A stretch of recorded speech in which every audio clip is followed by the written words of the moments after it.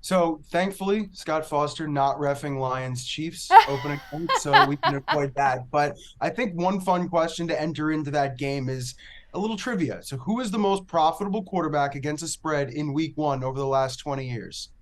Crickets. Crickets. It's not Patrick Mahomes. It's actually Jared Goff. So Goff is 6-0 against the spread, the only undefeated quarterback in week one, more than 3 or 4 starts. He's gotten there.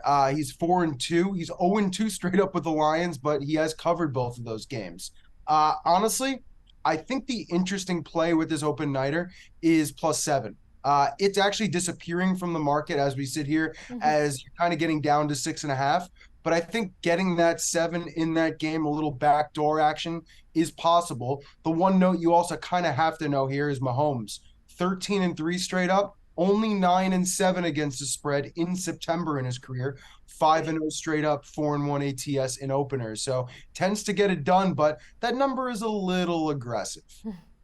Well, it's interesting because I remember these talking points from last year with the Chiefs not being a great team, ATS, and meanwhile the Lions being a very good team, ATS. So I'll be looking forward to that. And by the way, how cool is it that you can bet this far in advance? It's like the beauty of the NFL that you already have these week one spreads, which is amazing. Any other week one spreads jump out to you? Yeah, so I think we kind of have to look at the biggest spread on the board, and it's not a double-digit favorite. It's actually right now about 9.5, and that is the Ravens and Lamar Jackson against Houston Texans.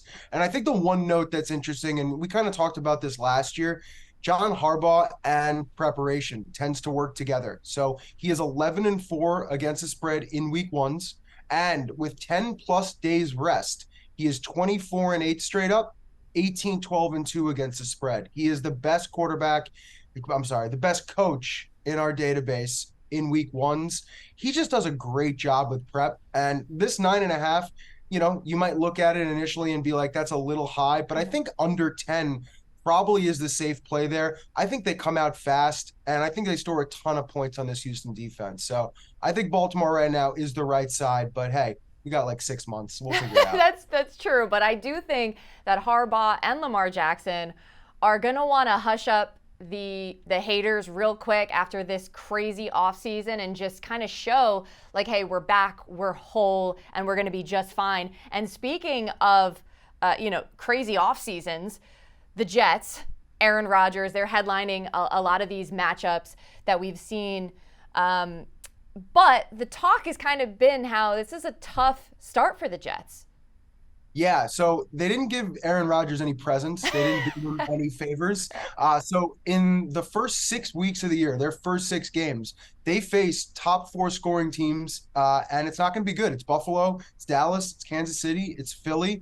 Not great. And especially when you look at projected wins for those 6 teams, all 7 or more. Again, for those teams, 9 or more. Not great for Aaron Rodgers. He's going to have to start fast.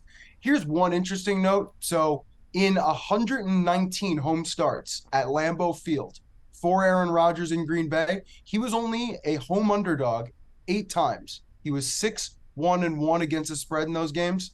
And here we go. Week 1, first game, right now listed as a home underdog against the Bills. So new role, New York, different scenario. So we'll see how that rolls. Yeah, and a different scenario for Aaron Rodgers in the sense that he is in the AFC now, and the AFC has been a much tougher conference than the NFC. So you're right, he's not getting any presents, but this is going to be an exciting time for Jets fans. And look, if you haven't, you got to go check out Evan's article because you have literally 30 different notes with stats and trends. So there is so much to take in and just so many more nuggets that'll help you get a nice early advantage in this betting market for the NFL season. Evan, thank you so much for joining us. Enjoy the day.